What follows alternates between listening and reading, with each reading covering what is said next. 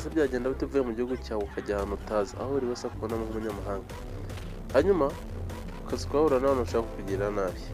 Iyi ni inkuru ya Daryl Parker, umwana w'imyaka 12 wimukiye Beijing mu Bushinwa hamwe na mama we, ariko ubuzima bwe bwaje guhinduka bw'intambara gusa.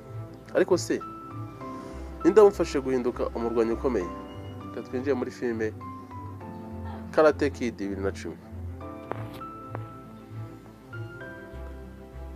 Daryl Parker ava i Detroit ajya kuba mu Bushinwa kubera akazi ka mama. Ku ishuri rishya ibintu ntibyaje kujya bimworohera kubera ko ururimi ntiyaruvugaga neza, nta nshuti yari afite kandi buri wese amufataga nk'utari uwabo.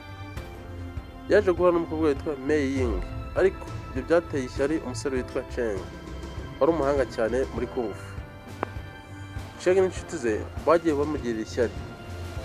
Inshuti ze zatangiye kujya zimukubita buri gihe. Ubuzima bwe buja guhinduka ubwo kurwana gusa, ahura n'ihurizo ridashira bamutoteza.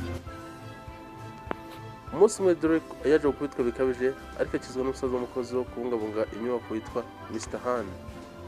Ariko uyu si umusaza usanzwe gusa, yari umuhanga cyane muri Kung Fu, maître cyangwa se master. Mr. Han yaje kwemera kumwigisha kwirwana ariko mu buryo busanzwe, ariko akabigira bya professional cyangwa se iby'abantu babigize umwuga. Aje kumusaba gukuramo no gushyira amakoti buri munsi. Uyu musaza mu kumwigisha cyangwa se mu kwigisha Daryl Parker yaje kujya amwigisha ibintu, ariko Daryl akabibona nk'atari amasomo ya Kung Fu, kubera ko ajya amubwira ngo akuremo amakoti ashyira hasi buri munsi, akamubwira ati shyira hasi, akamera nko kumunyuzura. Gusa Daryl nyuma yaje kubona ko umusaza ikintu yamwigishaga kwihangana, discipline no kwikontorora. Byose nibyo shingiro ry'uburwanyi bwa Daryl. Yaje kuba indwanyi y'akataraboneka.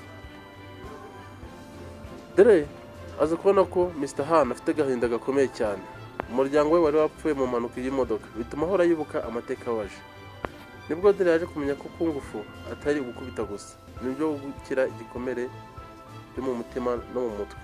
Aha niho ubucuti bwabo bwaje kurushaho gukomerera.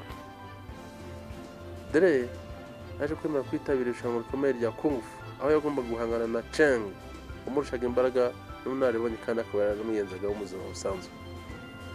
Ku mukino wa nyuma Daryl yaje gukomereka cyane, abantu benshi batekereza ko atazongera guhaguruka cyangwa se no kugenda, ariko Mr. Han yaje kumuvura, amubwira amagambo akomeye ati ububabare ni ubw'igihe gito ariko intsinzi ihoraho. Daryl yaje kugaruka mu kibuga ku yindi rawundi, akora tekinike idasanzwe.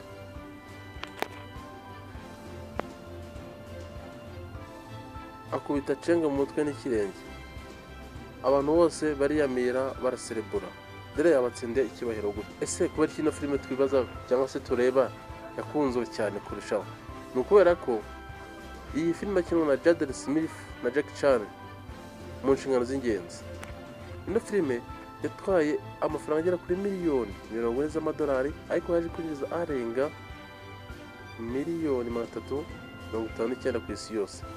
Niyo filime yinjije amafaranga menshi muri franchise yayo cyangwa se muri mode yayo cyangwa bitewe n'ukuntu yari iteguye. Ibyerekana ko abantu bakunda inkuru z'umuntu uturutse hasi akagera ku ntsinzi.